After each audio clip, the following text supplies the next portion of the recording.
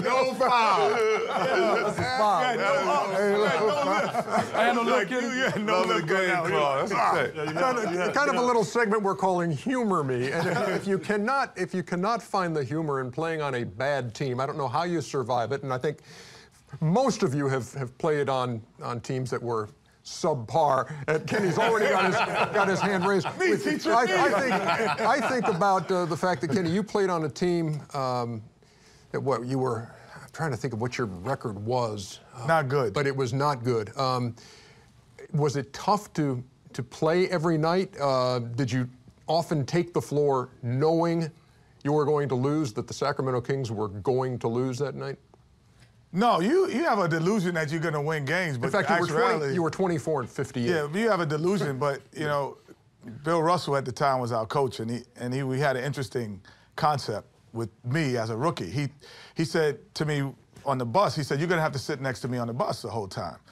And I was like, I didn't want to do that. I'm like, I don't want to sit next to the coach the bus and the plane rides and everywhere. Oh, I started walking to the back, and he grabs me back. He said, "Young fella, you got to sit next to me." I'm like, why do I have to sit? Because he's a loser. He's a loser. And they're never going to win. So LaSalle Thompson wasn't one of the guys he pointed. He's like, you can't call these guys losers. You know, what are you doing? He's like, I'm trying to trade them. Nobody wants them. Nobody wants them. And if you don't believe me, you can come in the office and sit with me. So Bill Russell was a very keep-it-real coach. Were those losses tough to take, Kenny? I mean, when you lose 58 games in a season, I'm imagining that from when you started playing organized basketball, you hadn't lost 58 games in your life. No. I mean, it's difficult. And my agent used to say he could tell when the season started by looking at what I was spending, my spending habits. Because in the season, I would spend more money trying to please myself and make myself up. So I would buy things for myself to make myself good. What kind of items would you buy? I would buy all these kind of things just to make myself feel better. You spend more money because you know you're losing. But the last part about it is, in practice, Coach Russell really didn't run practice that much. So he would let Willis Reed run the practices. So he would read the paper. He was kind of like Bear Bryant. So he's sitting down, he's reading the paper, and all of a sudden I look over and you see him sleeping in practice. So he kind of stumbles and everyone laughs. And he's like, everybody out of practice. If y'all wasn't so damn boring, I wouldn't be sleeping here. You was out of practice for us being boring, for him falling asleep. 1994-95, C. Webb, you're in Washington, and your team goes 21-61. That was pretty funny, wasn't it?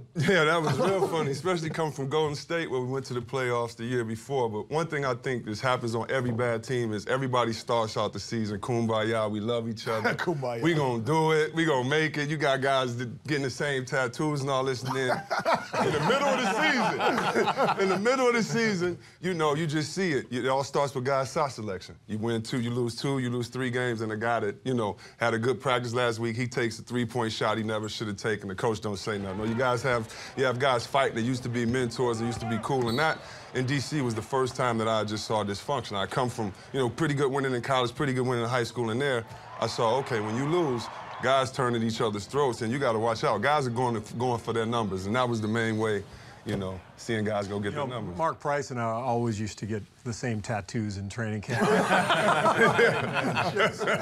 Same ones. Please do tell. I'll show them later. No, but actually, big fist right there. Yeah, that's right. No, but I was thinking, you know, I was like the luckiest guy ever. I mean, I played on 2 teams in 15 years that didn't make the playoffs. One was your rookie year, and we barely missed. Right. We went 41-41 with Orlando. Right. Way to barely blame missed Shaq for that one.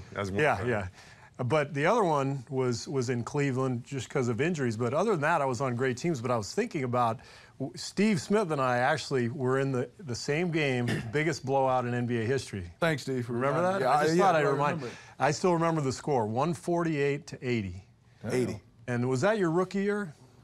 No, it wasn't my rookie year. That wasn't the game you scored 23. Who was you checking? No, it wasn't. That was the game he scored 24. Is that the game you scored 24? Who was Steve checking? I do remember that. Sound like Yeah, you should remember that. Left of the lane, goes into the lane with a running right-hand hook off the back of the rim, no good. Nance knocks the ball outside to Price. Price over the timeline, down to the circle, back to Nance. He drives, scores from the right hand. Right wing to Kerr. Kerr out front, back to Ferry, right side, steps back for a three. Got it! Danny Mary with 11. This is going to do it. Askins dribbles ahead, and the game is mercifully over. The Cavaliers destroy the Miami Heat 148-80. This is the largest margin of victory in the history of the National Basketball Association. I mean, it was unreal. It was unreal. Kevin Lockyer was our coach, you know, and Kevin Lockyer was unreal with stories. And I mean, every time the timeout, he came out and says, you know what? We're not going to win this game. Oh, really?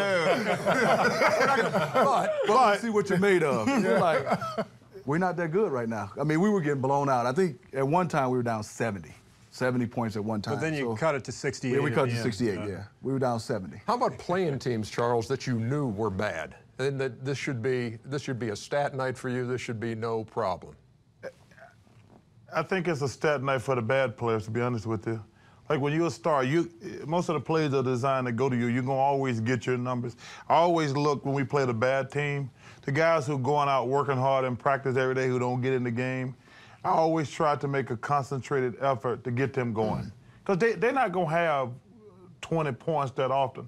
I mean, stars going to average 20, so it's no big deal. But there are guys like the 11, 12 guys, 8, 9, 10, who they might not get 20 maybe once a year if they're lucky. I always looked at it as an opportunity to like, okay, let me try to get those guys going. Oh, you were Robin. That's the way for. But now you were Robin Hood.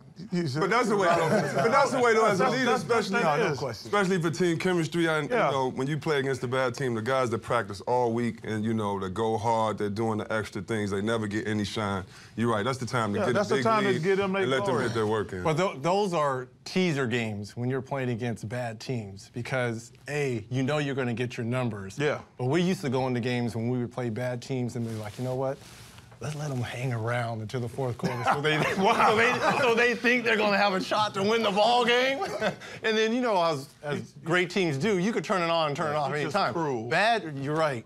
And that's what the NBA is. It's a cruel game. And that's what we used to do with bad teams. Let them hang around to the 5-minute mark. It'd be a 2 or 3 point game. And then you end up winning by 15 points. Shaq, have you played on what you'd characterize as a bad team? Not really. I just used to hate playing against the bad teams that had like the 13, 14 game losing streak. Because you didn't want to be the team that they broke the streak. So you really paid attention. You really paid attention to that. People would say, "Hey, they don't want to be the team," but you're really thinking that. And then, believe it or not, a lot of those games were hard because you know everybody's professional, but you know these guys would like really play hard. So you would always have to get into playoff mode. You know, you would really have to play to compete because you didn't want to be the team that lost. I mean, that got beat by a team that just lost 15 in a row. Hakeem used to always joke about playing bad teams, and he'd come in the locker room. He's like, "Oh, tonight's my night off. My night off." He said, "But not you, Kenny. Not you, Cassell, because there's never bad guards on bad teams." So when we played Dallas, here you go. Like, hold on. It's a lot of bad guards. It's a lot of bad guards. But it's bad everything else. Hold on. I'm gonna tell you what he said. I'm just telling you what the greatest center I know said. The last segment, you said you ain't no bad guards at half, and y'all down by 11. That ain't no bad guards. No guards. I'm telling you. So guards got to play hard every night. Big fellas could take night off. That's what you said. I'm just telling you what he said. He said. Hakeem would say, I only had to play. Kenny. He said, I only had to play 5 times a But game. a big guy's always going to be big. Yes. A big guy's always going to be big. You heard the thing, you can't teach height. There's only 5 guys that Shaq had to play against every night. You mean great centers. I agree with that. But there's great guards on bad teams. And when the guard has you, Shaq had to leave his big man to go help. There's never great centers. There's never great centers on bad teams. You were the president of the Little Man Foundation. Can you think of a great center who's on a bad team? Never.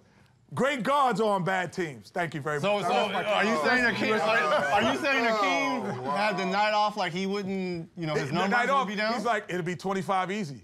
It'd be easy 25 tonight, and I could just sit down and go. He said I'd have to play against Shaquille, Patrick Ewing, David Robinson, and then he'd go, I got to think about it after that. You know what? You know what I wonder when I hear you tell Rick that Smith. story? Here's what I'm saying, I didn't think he put him in that list. Yeah, here's what I wonder. I would say 90% of your stories, Kenny, include a mention of Akeem. No question. I'm wondering what percentage of Akeem stories have a mention of Kenny in it. But I'll tell you what, I don't think it's anywhere. You got to know where your bread is buttered. I'm happy. Thank you, Akeem, again. One more mention. That's why I'm here at TNT.